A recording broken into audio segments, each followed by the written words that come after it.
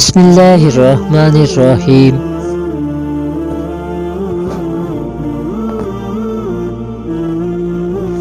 ابتدا ہے رب جلیل کے بابرکت نام سے جو بڑا مہربان نہایت رحم والا ہے۔ تمام دیکھنے اور سننے والوں کو شاہد اسلامک پوائنٹ کی طرف سے السلام علیکم۔ سیدنا صدیق اکبر رضی اللہ تعالی عنہ اور نابینا بوڑھی عورت خلافت حضرت ابوبکر صدیق رضی اللہ تعالی عنہ کا واقعہ ہے کہ حضرت عمر رضی اللہ تعالی عنہ روزانہ صبح کی نماز حضرت صدیق اکبر رضی اللہ تعالی عنہ کے پیچھے پڑھتے۔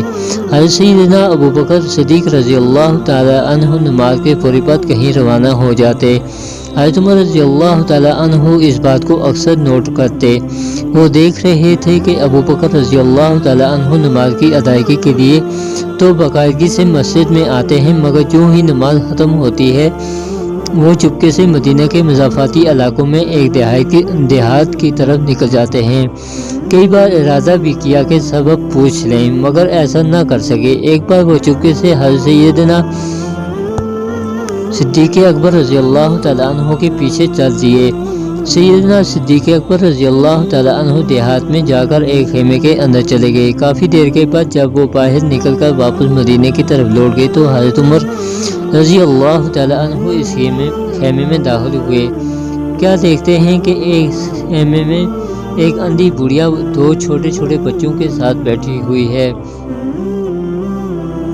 حضرت عمر رضی اللہ تعالی عنہ نے بڑھیا سے پوچھا، اے اللہ کی بندی، تم کون ہو؟ بڑھیا نے جواب دیا، میں ایک نابینا اور مفلس و نادار عورت ہوں۔ ہمارے والدین اس حال میں چھوڑ کر فوت ہو گئے ہیں کہ میرا اور ان دو لڑکوں کا اللہ کے سوا کوئی اور آسرا نہیں ہے۔ حضرت عمر رضی اللہ تعالی عنہ نے پھر سوال کیا کہ یہ شیخ کون ہے جو تمہارے گھر آتا ہے؟ بوڑھی عورت جو کہ حضرت ابوبکر صدیق رضی اللہ تعالی عنہ کی اصلیت نہیں جانتی تھی، اس نے جواب دیا کہ میں اس شیخ کو جانتی تو نہیں، مگر یہ روزانہ ہمارے گھر میں آ کر جھاڑو دیتا ہے، ہمارے لیے کھانا بناتا ہے اور ہماری بکریوں کا دودھ دوہتا ہے اور یہاں ہمارے پاس رکھ کر گھر چلا جاتا ہے۔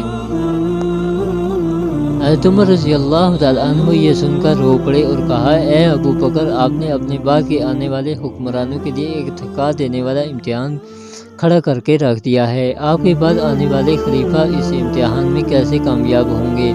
اللہ کی کروڑوں رحمتیں ہوں سیدنا صدیق اکبر رضی اللہ تعالی عنہ پر۔ اللہ پاک ان کے درجات کو بلند فرمائے۔ اللہ پاک ان کے نیک اعمال کے صدقے ہم گناہگاروں کی مغفرت فرمائے اور تمام امت مسلموں کی مغفرت فرمائے اور فلسطین کے مسلمانوں کی مدد فرمائے۔ وآخر دعوانا ان الحمدللہ رب العالمین۔ اگر آپ دوستوں کو میرے یہ ویڈیو اچھی لگے تو دوسرے لوگوں تک ضرور شیئر کریں اور میرے چینل کو لائک اور سبسکرائب بھی لازمی کریں تاکہ ہر نئی آنے والی ویڈیو آپ دوستوں تک بر وقت پہنچ سکے۔